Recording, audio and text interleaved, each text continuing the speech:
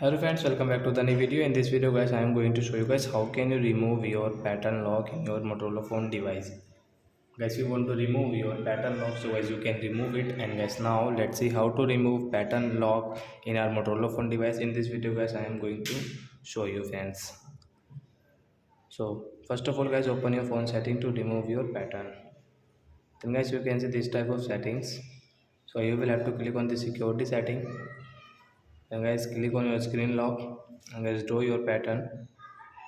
And guys, you can see this none and swipe option. So I will click on this none option, and guys you can see this remove option. So guys you will click on yes remove.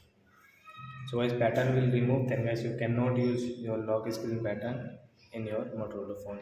So I hope friends you have understood how to remove pattern lock in our Motorola phone. So that's it guys, thanks for watching my video guys. Now we will meet on next video with new topic. Before going guys, please go and like my video, subscribe my channel. Bye bye friends.